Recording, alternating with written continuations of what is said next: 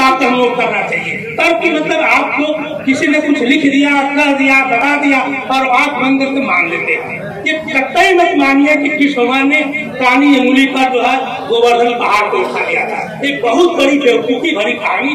तो पता नहीं कैसे और कौन एक गांजा पी करके दुनिया भर की चीजें लिख डाले। प्रेम से श्री कृष्ण भगवान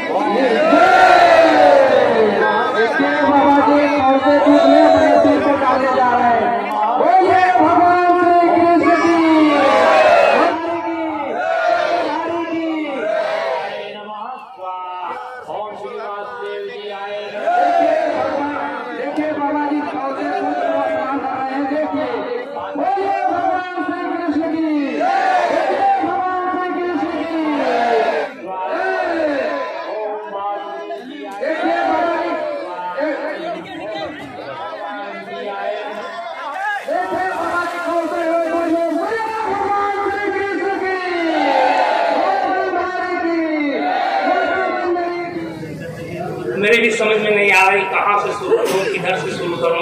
एक तो गोवर्धन पूजा की बात आ गई है, साथ साथ संविधान की बात आ गई है, श्री यहाँ भाग्य और भगवान की बात आ गई है, अंधविश्वास और पाखंड की बात है, और सबसे बड़ी बात है कि ब्राह्मण, क्षत्रिय, वैश्य और शूद्र की बात भी आ गई है। तो मैं आप लोगों को छोटा सा अपना परिचय देते हुए बोलना चाहूंगा। मैं भी यूपी और बिहार के बॉर्डर चंदौली जिले के अक्सर गांव से आया हूँ। मैं भी नक्सलाइट क्षेत्र में सबसे पिछड़ा इलाका, और जैसे मैं समझ रहा हूँ कि आप भी अगर बॉर्डर पर रहेंगे तो आपका भी सबसे पिछड़ा इलाका रहा होगा। मैं भी काफी पिछड़े जान रहा। मैं भी अपने गांव से 9-10 किलोमीटर पैदल चल करके हाई स्कूल, इंटर और बीएससी टॉप किया। बीएससी टॉप किया पैदल चल के 8 किलोमीटर। 2 घंटा रास्ते में ही पढ़ने को जाने को मिलता था। जब मैं बचपन में पढ़ता था हाई स्कूल, और हमारी किताबें छीन जाती थी, इसलिए कि काम के डर से पढ़ाई कर रहा है। हमारे माँ बाप को पढ़ाई की कदर जरा नहीं थी। मैं पहला अपने खानदान का स्टूडेंट था जो स्कूल जा रहा था, तो पढ़ाई की कोई कीमत नहीं। पहुंच गया 73 में जब बम्बई पहुंचा, तो बम्बई पहुंचने के बाद आपको बता दूं कि वहाँ जय भीम लिखा हुआ जगह जगह चौराहों पर था। तो मैं सोचा कि महाभारत के भीम को इतना लोग क्यों महत्व देते हैं। आप सोचिए कि मैं बीएससी टॉप कर रहा हूँ और 73 तक मुझे बाबा साहब अम्बेडकर का नाम नहीं मालूम था। सोचिए कि किसका दोस्त था। क्या मेरा दोस्त था, मेरे बाप का दोस्त था, मेरे परिवार का दोस्त था, कि मुझे बाबा साहब अम्बेडकर जो कि विश्व में 4-5वां स्थान है, उस महापुरुष का जिसने संविधान लिखा, उसका नाम मुझे नहीं पता था। बीएससी टॉप कर रहा था। ये दुर्भाग्य था, और दुर्भाग्य इसलिए था, किसने छिपाया, क्यों छिपाया, मकसद क्या था। वही हम राजा रजवाड़ों, इधर मोतीलाल नेहरू, जवाहरलाल नेहरू, कमलापति त्रिपाठी की बेटा, और बाबा साहब अम्बेडकर का नाम नहीं मालूम था। ये आप लोगों को खड़े समझना पड़ेगा। उस इतिहास को हम लोग पढ़े लिखे थे नहीं, यादव को पढ़ने लिखने का अधिकार था नहीं। जिनको पढ़ने लिखने का अधिकार था उन्होंने हमारे इतिहास को तोड़ के मरोड़ के उसमें गलत भावना डाल के, गलत दिशा में डाल करके हमारे सामने परोस दिया और उसी को मानते आ गए। ये सबसे बड़ा दुर्भाग्य है कि बराबर से इतिहास को छिपाया गया है, इतिहास को मोड़ा तोड़ा गया है, उसमें गलत चीजें भरी गई है। और मैं एक चीज आप लोगों को बता देना चाहता हूँ, थोड़ा सा गोवर्धन पूजा के। गोवर्धन पूजा के बारे में हमने भी बहुत पढ़ा है, कई जगह बहुत कुछ पढ़ाया जाता है। कहीं कहीं पे कहा जाता है कि कृष्ण भगवान ने गोवर्धन पहाड़ कमली को उठा लिया। एक्चुअली ये क्या है, सब काल्पनिक चीजें भरी गई है। इवन कभी कभी कहते हैं कि गोवर्धन में गाय के वर्धन के ऊपर है, कभी कहते कई लोग की नहीं। जो हमारे यहाँ गांव में जो गोबर का उपला होता था, तो गोईठा बोलते थे, उसका उपाला लगाता था। बरसात होने तो कृष्ण भगवान के ग्वाल जमीन के उठा लिए और नीचे खड़े हो गए। गोवर्धन, गोबर का धन की उसकी बात होती है, कभी गोवर्धन पहाड़ की बात होती है। आप ये तर्क लगाइए कि आर्य और अनार्य की लड़ाई में कृष्ण की और इंद्र की लड़ाई हो रही है। ऋग्वेद में पूरा वर्णन, उस वर्ण में पूरा साफ साफ है कि इंद्र से और कृष्ण की लड़ाई हो रही है। इधर ने इंद्र ने कृष्ण को मारा भी है।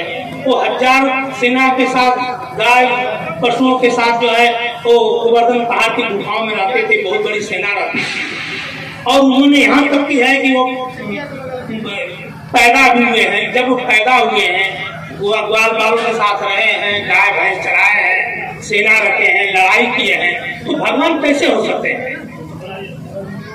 सबसे बड़ा चीज यह है कि मान लीजिए कि इंद्र से उनकी झगड़ा, इंद्र ने बारिश करा करके उनको तबाह करना चाहा, तो ये बताइए कि जब आज भी अगर मान लीजिए कोई गडरिया है, अगर बरसात बहुत तेज हो गई, बाढ़ आ गई इस नदी के किनारे और वहां गडरिया है, अपने भेड़ बकरियों को लेकर रखा है, तो तुरंत बाढ़ को देख करके भाग के इस पहाड़ी की चोटी पर आएगा। पहाड़ को उठाने नहीं जाएगा, बचने के लिए पहाड़ की चोटी पर जाएगा। तो हो सकता है कि ग्वाल वालों के साथ कृष्ण भगवान गोवर्धन पहाड़ के ऊपर चले गए और उन्होंने गोवर्धन पहाड़ को बचाया। तो गोवर्धन पहाड़ का हम इज्जत करते हैं, मान सम्मान करते हैं, पूजा करते हैं। लेकिन ये कहना कि गोवर्धन पहाड़ को उठा लिया, मान लीजिए कोई उठा कैसे सकता है पहाड़ को? कोई अगर उठा लिया, जहां से पहाड़ आओगे तो बाढ़ का पानी, बरसात का पानी आपको डुबो देगा, आपको तो जान का खतरा हो जाएगा। उससे बचो कैसे? और मर जाओगे। पहाड़ को उठाने से कोई बच सकता है? बाढ़ का पानी घुस जाएगा, आप मर जाओगे। तो कुछ तर्क की बात हम लोग करना चाहिए। तर्क की मतलब आपको किसी ने कुछ लिख दिया, कर दिया, बता दिया और आप बंद करके मान लेते हैं। ये कतई मत मानिए कि कृष्ण भगवान ने कानी अंगुली पर जो है गोवर्धन पहाड़ को उठा लिया था। एक बहुत बड़ी बेवकूफी भरी कहानी। तो पता नहीं कैसे और कौन एक गांजा पी करके दुनिया भर की चीजें लिख डाली। आप बताइए, सूर्य जो है, सूर्य इतना बड़ा है, क्या हनुमान ने ले लिया हो? आप मान सकते हैं पृथ्वी में कछुए की पीठ पर टिकी है, रथ समेत यदि खाते हो, क्या सूर्य भगवान रथ के साथ चलता है? रामचंद्र जी बोल रहे हैं कि सूर्य रथ के साथ चलता है, थकता है, आराम करता है। दिन और रात जब आराम करते तो रात में आती है। कोई खीर से पैदा हो रहा है, बताया उन्होंने कहा कि खीर से पैदा हो गया, लेकिन खीर खाने से कोई पैदा हो जाएगा? कोई पसीने से पैदा हुआ है, कोई काम से पैदा हुआ, कोई हवा से पैदा हुआ, कोई मछली से पैदा हुआ है, कोई मकरमच्छ से पैदा हुआ है। गणेश जी पार्वती के मैल, इतना मैल था कि मैल से ही पैदा हो गणेश जी। क्या क्या आप लोगों को तर्क करना पड़ेगा कि जब पहले हो रहा था, आज क्यों नहीं हो रहा है? पहले हो गया, आपने आज क्यों नहीं हो रहा है? इस पर आप लोग तर्क करिए। सीधा सीधा किसी ने गांजा पी करके, भांग पी करके, नशे में कुछ भी लेके हमें दे दिया, आप उसको मानते जा रहे हैं, मानते जा रहे हैं। हमारी और आपकी बेवकूफी है। एक वैज्ञानिक युग है। हमारे लोग, हमारे विज्ञान में लोग विज्ञान की तरह चंद्रमा पर चले गए, अंतरिक्ष में घूम रहे हैं, कहाँ कहाँ जा रहे हैं, लाखों करोड़ रिसर्च हो रहा है। आपके मोबाइल से आप क्या क्या देख रहे हो, पूरी दुनिया देख रहे हो। और अभी आप कह रहे हो कि नहीं, कोई खीर खा के पैदा हो गया, कोई मछली से पैदा हो गया और हनुमान ने सूर्य में, कैसे सत्य हो सकता है? तो हमारा जो मिशन है, हम जो है इस तथ्य पर जाते हैं कि आपको वैज्ञानिक सोच और तर्क करने की जरूरत है। तर्क बहुत जरूरी है।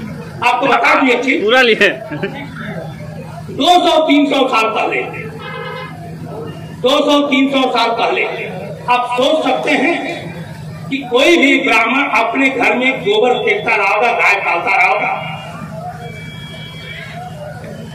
कोई ब्राह्मण 200, 300, 400 साल पहले अपने घर में गाय रख करके गोबर फेंकता रहा होगा?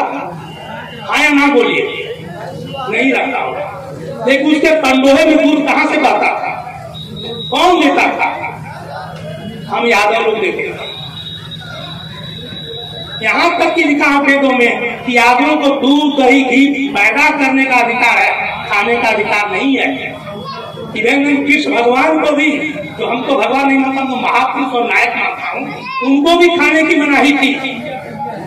उस बेचारे ने सोचे कि अपने घर में पैदा हुआ दूध और मट्ठा खा लिया तो मार पड़ी, माखन चोर कहा गया, उसको सफाई देनी पड़ी।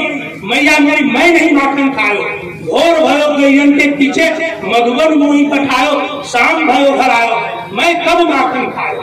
बताइए, अपने घर में अपना बेटा, दूध गाय भैंस पालने वाला, गाय चरने वाला आदमी अगर दही खा लिया है तो उसको मार कर रही है। आपके बच्चों में, आपके परिवार में बच्चा कौन सी चोरी करता है जो चीज नहीं मिलता है?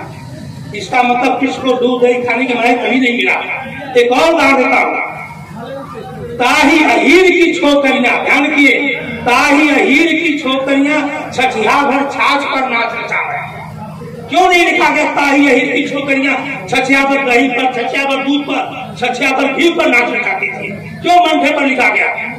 क्योंकि यादव को सिर्फ मंठे का अधिकार था, दूध दही घी का अधिकार नहीं था। कि ब्राह्मण इतना अत्याचार किया था कि अगर जो पैदा करेगा तुम और खाएंगे हम, हर चीज का देखिए।